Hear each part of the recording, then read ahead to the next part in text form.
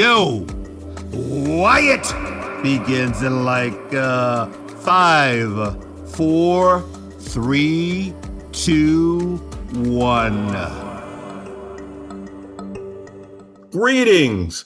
Welcome to Wyatt. And I'm your host, Wyatt O'Brien Evans. To all my YouTubers out there, if you like what you hear and if you like what you see, click that subscribe button at the bottom of your screen. And give me some likes. And because I always like to know what you were thinking, send me some feedback as well. Today's episode of Wyatt is critical and eye-opening. We travel to Ghana, a country in Western Africa, and my special guest is a survivor of a violent homophobic attack that could have left him unalive. So he's here to share his story, and we're going to start this right now. First, allow me to provide crucial background to set the table, if you will. And it's one hell of a huge table. Same-sex relations are outlawed and illegal in more than 30 African countries. Since the colonial era, sexual acts between males in Ghana have been deemed illegal. Let me show you a snippet of the pure, unadulterated hell that LGBTQ plus Ghanaian folks, particularly males, endure. They jab you at their age. Things are not good thing, no good thing, no bad thing.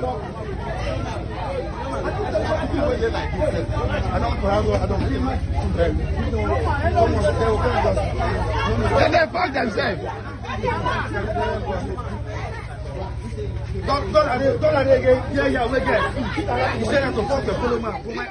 You see the intimidation, humiliation, and assault of the gay SGL same-gender loving couple who are surrounded by this mini mob that seems to have grown larger. Incidents such as these can become highly combustible, threatening to explode into a potentially life and death situation. Now, the majority of Ghana's population holds and espouses anti-LGBTQ plus sentiments, and physical and violent homophobic attacks against them occur, which are often encouraged by the media and religious and political leaders. And at times, government officials, including the police, engage in such acts of violence. Young LGBTQ plus people are disowned by their families and their communities and evicted from their homes.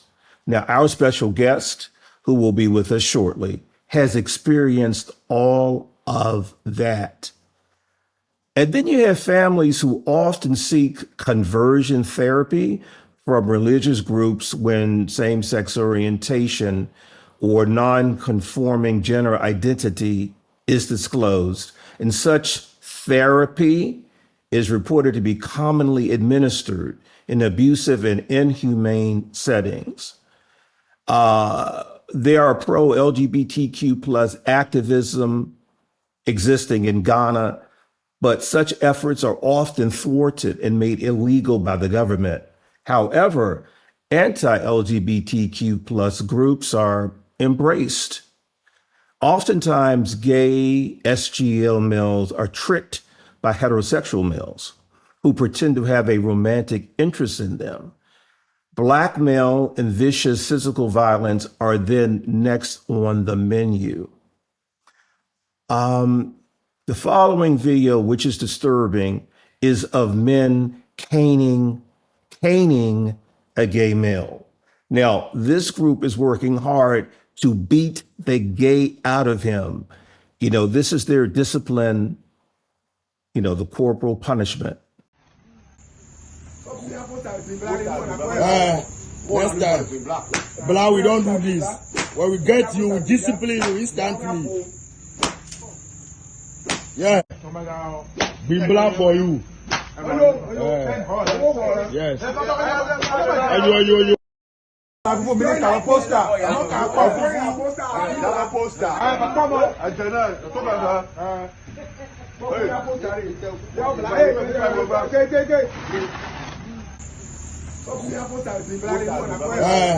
Next time, Blah, we don't do this. When we get you, we discipline you instantly. Yeah. Be black for you. And in rural areas, gay Ghanaian men are beaten and left on the side of the road to die if they weren't already unalive before being discarded on that road. Now, in February 2024, last year, with the support of the country's two major political parties, the Parliament of Ghana unanimously passed the Ghanaian Anti-LGBT bill to criminalize identifying as LGBTQ plus in Ghana, with penalties of up to 3 years in prison for engaging in same-sex intercourse. Now, this legislation would introduce wide-ranging restrictions on LGBTQ plus rights. Now, the president of Ghana has yet to sign this egregious bill. Okay, I set the table for everybody. Now, I want to introduce our special guest. Now, I'm going to address him as Ebo, an alias to protect his identity. Ebo, in his 20s, has been brutally attacked because of who he is. Ebo, welcome to Wyatt. Thanks so much for having the courage to tell your story. Good evening from Ghana. As you can see, I'm from Ghana, Africa. And you may wondering why I've put on this mask. It's because of my identity, because I don't want to get attacked after my interview section. I'm an LGBT person in Ghana, and I just want to share my story to the rest of the world. Ebo, first describe Ghana's toxic, dehumanizing, and deadly homophobia. And is being LGBTQ plus more accepted in the cities than the rural areas? I would say homophobic attacks in Ghana is very bad, and people use physical and violent attacks against LGBT people, and are often encouraged by the media and the religious political leaders, because the religious leaders, every time they man stages, all that they preach against is cultural values, which they say LGBT is not accepted. So they add more to the homophobic attacks on LGBT people in Ghana. And yes, I've witnessed homophobic attacks, and witnessing it as a gay person, seeing my fellow being beaten, brutally beaten and attacked. It wasn't easy being in that scene. It wasn't easy at all. Yeah. I would say being homosexual is in the urban areas, in the cities, is somehow accepted to those in the rural areas, because in the urban cities, nobody know where you're whereabouts, where you are going, what you are doing. But even with that, you still have to watch your steps. You still have to watch your move. You know, urban areas is very big, and people don't know you. But in rural areas, people know your mom, people know you, people know what you do. So I would say it's somehow little safe in the city to those in the rural areas. Because in the rural areas, where I am, for example, people know you. People know that you are going out. People know you are coming. So I would say it's a little somehow safe to those in the rural areas. Yeah. When did you first realize that you were gay or same gender loving? Did you develop a crush on another boy, for example?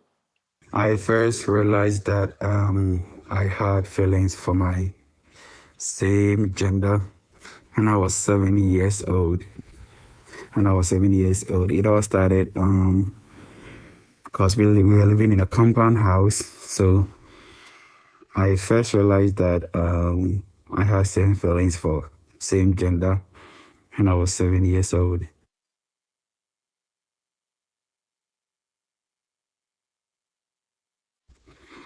And yes, as we are living in a compound house, we used to play together. So anytime that we play together, you know, we just hide ourselves and, you know, start doing it as little kids. And those little doing with those boys at that age ignited my feelings for same gender more.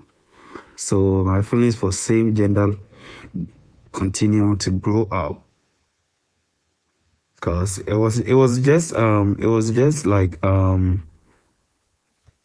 everyday routine where, you know, if you close from school, we're playing, you do it.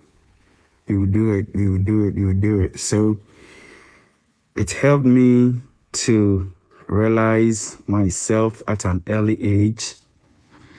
And I think my mom too had a little influence on me because I was much more closer to my mom. And I would say my mom too had those little influence on me in finding my truth, because at some point I hated to even talk to the opposite sex. Yeah. Well, how did you process those feelings? Did you try to suppress them and, you know, push them aside? Mentally and emotionally, you know, as a little kid growing up and growing up in a society where you know that you are not accepted, you have to process your mind and emotions to suit the society, because you have to always live in their expectation. You have to live in their expectation, because you can't just portray your same gender loving outside, or you can't just be yourself. You can't stay to your truth. So it was just positioning your brain that this is who you are, but geographically, you are not who you are. You have to please a certain group of people. And with the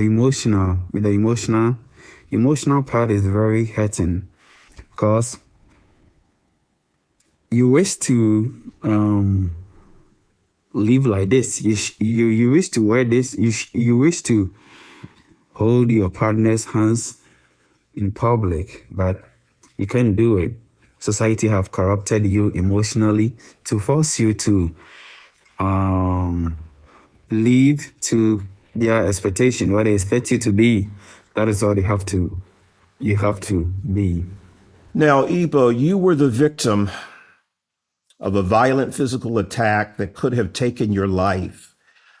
Please share with our audience as much as you feel comfortable with, you know, to give us an idea of what you went through, what you experienced. As a victim of physical violent attack, it's not easy. It's not easy to, you know, this is a feeling that I would never wish for my fellow gay person in Africa to ever encounter with, because it's never easy. At first, I thought that I I can't be attacked. That was my thought, because I felt like I am me, so they should allow me to be me, until I had my share of homophobic attack. And the consequences is too much, because it forced me to quit school. I was in tertiary, I was in the university. It forced me to quit. And not all my family talked to me after that attack came. And my dad reaction was, it got to a point where my dad died through the process, and they accused me that I killed my dad because of me being LGBT person, and I've stressed my dad out, and my dad has died out of pain. So being attacked with the homophobic people and police, when I had my attack, I reported to the police, but they got them arrested, and they told them that I am LGBT person, and they arrested me instead and put me in cell for 3 days. And my aunt came through for me and paid the bills. So the police too is using LGBT, is extorting money from LGBT people.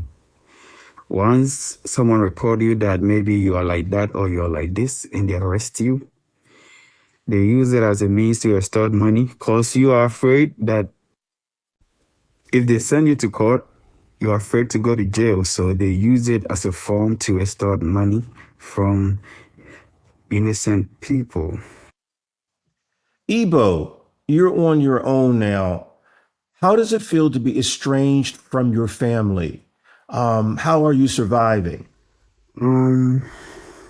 Yeah, I'm on my own now, because after the attack, my dad never allowed me to come to the house again. So I have to face it. Have to face my fate. And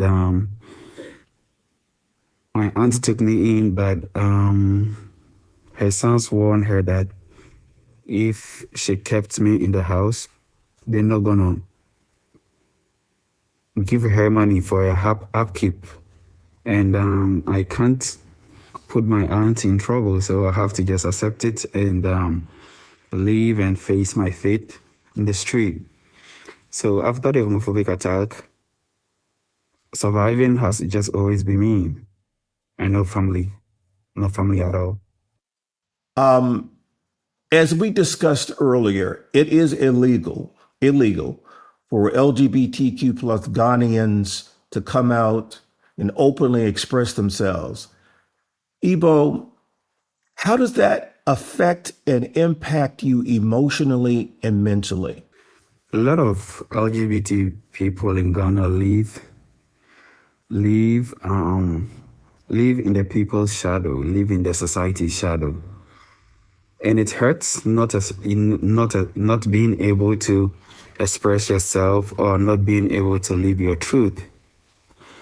But in as much as it's difficult, you still have to protect yourself. It's very difficult dealing with that, because being in someone's skin feels a little difficult. There's no comfortability in it. And you can't do nothing, because society highly stood against that. So it's stressful, lonely, and sometimes depressed. Stressful, lonely, depressed. Because society expects you to be who you not, or what you can't be. That is what they expect you to be. Yeah. Now, I'm Ebo, I'm really curious about this. How are LGBTQ plus rights activists and organizations in Ghana making a positive impact? Yeah, there are numerous LGBT activists and organizations that help people that are in need. But even that one too comes with its own problems. Because if you find yourself a victim, some organizations are doing the job, and some organizations are using that to exploit pleasure. If there are some organizations that if you are seeking help from them and you are cute or you look nice looking, their case request for sex in exchange of help. And as a desperate as a desperate LGBT person who need help, some gives in and some gives in so they could have sex with them and help them. And some activists too are using funds that are supposed to be used on victims. Some are using it to enrich themselves, which most people complain and most people know. But they can't do anything about it because they got the upper hand. Yeah. So everything comes with its own problem. Yeah. Ebo, I want to thank you for being so courageous to appear on my podcast and, explain what's going on in Ghana regarding LGBTQ plus individuals. And I definitely want to thank you for having the courage to tell your story. It really means a lot to me. I would say thank you for allowing me to share my story and the anti-LGBT sentiment in Ghana. And I look forward to anytime that you want to host me back concerning the passage of the anti-LGBT bill that is currently in Parliament. Once it passes, it's really going to be very scary for LGBT people in Ghana. Ebo, please take good care and be safe. Again, thank you.